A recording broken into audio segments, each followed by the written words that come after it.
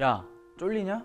여러분 이런 말 혹시 들어보셨나요? 쫄리다. 우리가 보통 가슴이 작아진다, 가슴이 이렇게 막 쪼그라든다 라는 의미로 쫄리다 이런 말을 하는데, 우리가 무섭거나 두렵거나 뭔가 긴장될 때 이런 말을 많이 쓰시죠. 영화에서도 이런 단어가 많이 나옵니다. 쫄리냐? 쫄리면 여러분들은 보통 언제 쫄리시나요?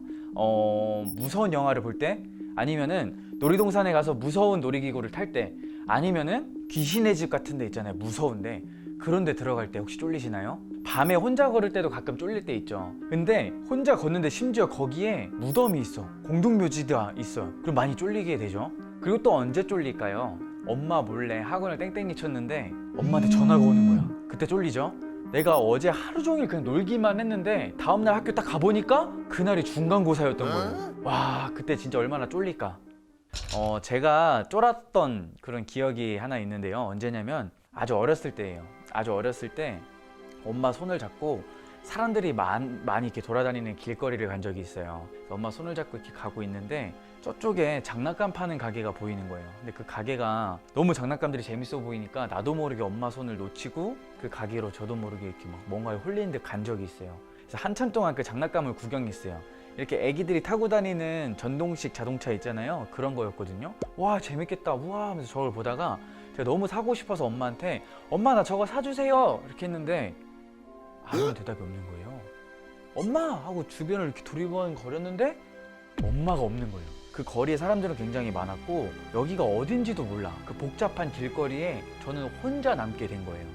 그때 제가 얼마나 쫄았는지 아세요? 너무 쫄려가지고 울고불고 난리가 났습니다. 엄마 어딨냐 엄마 하면서 막 울고불고 난리가 났어요. 근데 다행히 우리 엄마를 찾아가지고 엄마가 나를 막 이렇게 보고 달려오시더라고요. 난 엄마가 나를 이렇게 안아줄 줄 알았는데 굉장히 많이 혼났어요. 너 엄마 손 놓치고 어디 갔다 왔어 엄마?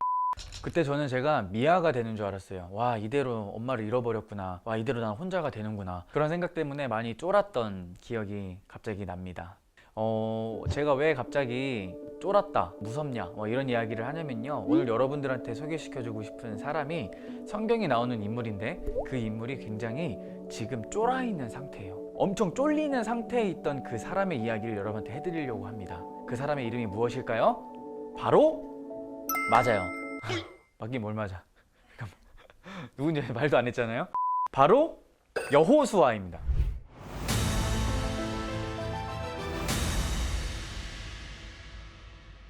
모세의 뒤를 이어서 이스라엘 백성들을 인도했던 최고의 지도자, 바로 여호수아, 오늘 여러분들한테 소개시켜 드리려고 합니다. 여호수아 하면 우리는 굉장히 카리스마 있고 멋있는 이미지로 기억을 해요. 그런데 처음부터 여호수아가 그랬던 게 아니었습니다. 여호수아가 처음 리더가 됐을 때 모습이 어땠을까요? 그 전에 우리가 알고 넘어가야 될 게 있습니다. 우리는 작년에 창세기부터 시작해서 모세가 이르기까지, 그리고 광야의 생활까지 그렇게 설교를 나눴는데 다 기억하시나요? 아마 소년부에서 올라온 중1 친구들도 여기까지는 같이 설교 때 나눴을 거예요. 소년부에서. 여기서부터 우리의 설교가 이제 쭉 이어질 차례인데, 앞의 내용을 물론 여러분들은 다 기억하고 똑똑해가지고 다 알고 있겠지만 제가 아주 짧게, 아주 간략하게 요약해서 소개해 드리려고 합니다. 자, 우선 하나님께서 천지를 창조하셨어요. 세상을 만드시고 인간을 만드셨죠. 그리고 그 인간이 선악과를 먹음으로써 하나님을 배신하고 하나님 곁을 떠나게 됩니다. 그렇게 이제 인간들의 문명이 시작이 되는데요, 타락한 문명이 나타났던 시대가 있어요. 그때 하나님께서 진노하셔서 홍수로 그들을 심판하셨죠. 그때 살아남은 게 누구예요? 맞아요, 바로 노아와 노아의 가족들은 방주를 만들어서 살아남을 수 있었습니다.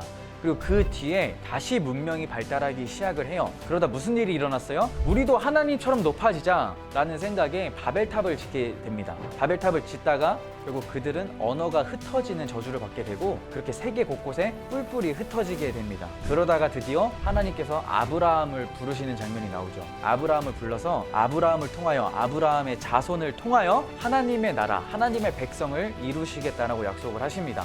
그렇게 해서 아브라함과 이삭과 야곱에 이르는 가족들의 이야기가 성경 속에 등장을 하고요.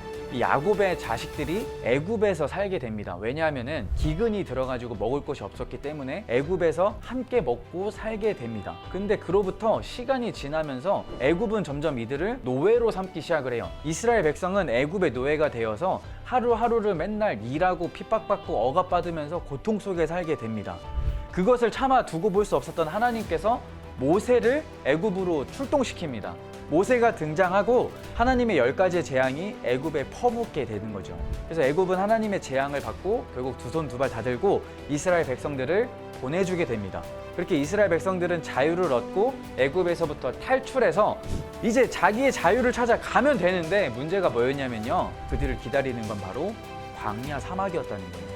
사막에서 먹을 것도 없고 물도 없고 하루하루가 너무나 고통스러운 삶의 시작이 되었습니다. 그래서 그들은 금송아지를 만들어서 하나님을 대항해서 다른 신을 섬기기도 했고요. 하나님 앞에 불평불만하면서 먹을 것을 달라, 물을 달라 이렇게 쪼르기도 하는 장면들이 많이 등장합니다. 근데 그런 과정 속에서 그들을 정말 하나님 앞에서 의로운 백성들로 잘 이끌었던 리더가 있었으니 그게 바로 모세였다는 거죠. 그리고 그렇게 그들이 광야에서 살던 그 사막에서 살던 시간이 약 43년이 지납니다. 그리고 그들은 이제 그 광야 사막을 마무리하고 하나님께서 그들에게 약속한 땅, 원래 그들의 고향 아브라함의 땅 가나안 땅 앞에 서 있게 됩니다. 이제 그들은 가나안 땅에 들어가는 일이 남았는데요, 여기서 문제가 있었어요. 여기까지 우리가 작년에 설교를 나눴었죠. 다 기억하시죠? 자, 그런데 가나안 땅에 들어가고 거기를 차지하는 게 말처럼 이렇게 쉬운 게 아니었어요. 거기에는 이미 다른 민족들이 살고 있었거든요. 가가지고 하나님이 여기로 오라는데요, 여기 우리 땅이라는데요, 여기 다 꺼져 주실래요? 나 여기서 살아야 되니까. 이렇게 한다고 걔네가 하나님께서 보내셨어요? 편하게 쉬세요? 이럴 백성들이 아니라는 거예요. 그런 민족들이 아니라는 거예요. 하나님이 뭔데? 하나님이 먹고 들어온나? 한번 붙자. 이렇게 그들이 그렇게 나오니까 이스라엘 백성들은 어쩔 수 없이 전쟁을 준비해야 되는 상황이었어요. 그렇게 전쟁을 앞두고 있는 상황, 쉽지 않은 상황이죠. 근데 여기서 더 큰 문제가 있었으니 그게 뭐였냐면요, 모세가 할아버지가 됐어요. 모세가 나이가 너무 많아서 더 이상 그들의 리더가 아니었던 거예요. 더 이상 그들을 이끌 수 없는 지경에 이르렀다는 거예요. 그래서 어떻게 됐어요? 리더를 교체하게 됩니다. 하나님께서 리더를 모세에서 여호수아로 교체시키는 장면이 나왔어요. 자, 이때 여호수아의 기분이 어땠을까요? 오예! 내 대장이다. 나 하고 싶은 거 다 할 거야. 나 하고 싶은 거 다 해야지. 좋아했을까요? 아니라는 거예요. 최악의 상황에서 이 리더의 자리를 이어받은 거예요. 모세가 그동안 얼마나 잘했어요. 모세가 43년 동안 그 광야에서 이 이스라엘 백성들을 하나님 앞에서 먹여 살렸잖아요. 하나님의 뜻을 잘 전달하고 이들을 잘 이끌어냈고 완벽한 리더이자 존경받는 리더자로 너무나 잘한 사람이었잖아요. 근데 그 뒤를 이어서 젊은 여호수아가 리더가 됐어요. 얼마나 비교가 됐을까? 사람들이 뭐라고 했을까요? 아이고, 뭐야 저 어린 놈이, 머리에 피도 안 마른 놈이 대장 되더니 이거 왜 이래? 저거 믿고 우리가 따를 수 있겠어? 우리 모세 정도는 돼야지. 모세 같은 카리스마가 있어야지. 저거 비리비리 해가지고 저 여호수아 믿어도 되겠어? 이러면서 사람들이 모세와 여호수아를 비교했을 거 아니에요. 그럼 비교를 들으면서 여호수아는 얼마나 기가 죽었을까요? 그리고 평소에 여호수아도 모세를 굉장히 존경했을 거란 말이에요. 와, 저렇게 되고 싶다. 와, 저 카리스마 죽인다.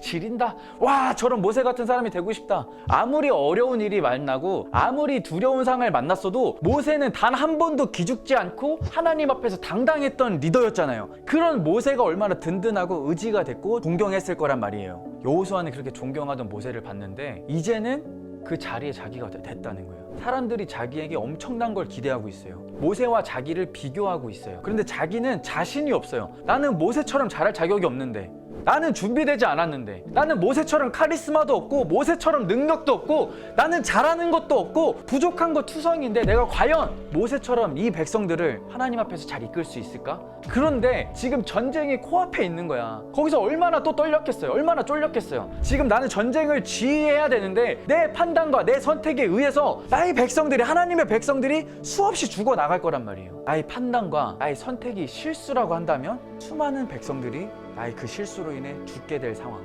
얼마나 떨리고 얼마나 무서웠을까요? 벌벌벌 떨지 않았을까요? 예측하건대 여호수아는 굉장히 쫄려하는 상황이었어요. 아마도 지금으로 따지면 극심한 스트레스에 불면증에 시달렸을 것 같아요. 불면증에 시달려서 밖에 혼자 나가서 혼자 이렇게 길을 걷는 거야. 와, 어떡하지? 내가 잘할 수 있을까? 내가 잘할 수 있을까? 너무 쫄리는데? 이렇게 생각을 하고 있겠죠. 그때 하나님의 음성이 여호수아에게 강력하게 임합니다. 너는 강하고 담대하라. 두려워하지 마라. 놀라지 마라. 나는 너의 하나님 여호와다. 네가 어디로 가든지 내가 너와 함께 할 것이다. 모세와 함께 했던 내가 너와도 함께 할 거야. 모세를 통하여 이스라엘을 이끌었던 나 여호와 하나님이 너를 통하여 나의 백성을 이끌 거야. 가나안 땅, 내가 너에게 약속한 그 땅으로 전진해서 나가라고. 내가 그 땅을 너에게 주겠다고 하나님께서 약속하시는 음성이 강하게 여호수아의 귀에 들렸다는 거예요. 그 귀에 요동치는 하나님의 웅장한 목소리를 듣고 여호수아의 기분이 어땠을까요? 엄청난 위로와 감격을 받았겠죠. 우와! 이 내 쫄리는 이 마음을 하나님이 듣고 계셨구나. 와, 나 이 두려워하는 이 마음을 하나님이 보고 계셨구나. 이것만큼 든든하고 이것만큼 위로가 되는 일이 있을까요? 하나님이 나와 함께 하시는구나. 내가 가는 길에 하나님이 내 편이 되어주시는구나. 아무도 내 편이 아니어도 하나님만 내 편이라 한다면, 아무도 나를 믿어주지 않아도 하나님이 나를 쓰시겠다는데, 여러분 용기 내고 담대해질 이유가 충분하지 않을까요? 이때부터 여호수아의 태도는 완전 달라져요. 여호수아가 그 음성을 듣자마자 바로 자기의 백성들에게 달려갑니다. 달려가서 소리쳐 외칩니다. 전쟁을 준비하라. 우리 사흘 안에 저 요단강을 건너고 저 가나안 땅을 점령할 거야. 여호와 하나님이 약속한 땅, 그 땅을 우리가 차지할 거야. 빨리 준비해라. 양식을 챙겨라. 무기를 챙겨라. 짐을 챙겨라. 우리가 일어나서 나아가자라고 강력하게 외쳤다는 거야. 사람들이 두리번 거려요. 저거 뭐요? 내가 알던 여호수아 맞아? 저 얼마 전까지 저거 쫄아가지고 아무것도 못하고 벌벌벌 떨던 그 쫄보 여호수아 맞아? 왜 이렇게 카리스마 있어졌어? 왜 이렇게 저렇게 담대해? 왜 이렇게 용기 있어졌어? 사람들이 어리둥절했지만 강력한 여호수아의 그 외침에 사람들이 동요되고 마음이 움직이고 여호수아를 신뢰하기 시작했다는 거죠. 그렇게 여호수아는 성경에서 모세의 뒤를 이은 너무나도 멋있고 완벽한 리더자로 성경에 기록되게 됩니다. 그런데 여기서 오늘의 이 성경의 이야기가 우리에게 하는 말이 무엇일까요? 이 메시지를 통해서 저는 그냥 제 삶을 돌아보게 됐어요. 내가 살아오면서 내가 정말 무서웠던 적이 언제일까? 내가 정말 쫄렸던 적이 언제일까? 물론 엄마를 잃어버렸을 때 많이 쫄렸죠.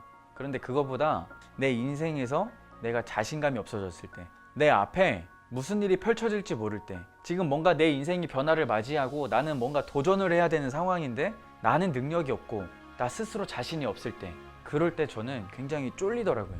여러분들도 살아가다 보면 여러분 인생에서 변화를 맞이하게 될 것이고, 여러분이 새로운 것에 도전해야 될 때가 오고, 여러분이 용기를 내서 싸워야 될 때가 올 거예요. 그 변화하는 상황들 속에 여러분들은 이런 생각을 할 거예요. 내가 잘할 수 있을까? 나는 부족한데, 난 아직 준비되지 않았는데 내가 이걸 감당할 수 있을까? 라는 생각을 여러분들도 하게 될 거예요. 그런데 여러분, 만약에 그 일이 하나님 앞에 섰을 때 부끄럽지 않은 일이라고 한다면, 이것이 하나님께서도 여러분들을 응원할 만한 일이라고 한다면, 여러분, 오늘의 메시지가 바로 여러분들을 위한 메시지입니다. 하나님이 여러분들을 응원할 거예요. 하나님이 여러분과 함께 할 거예요.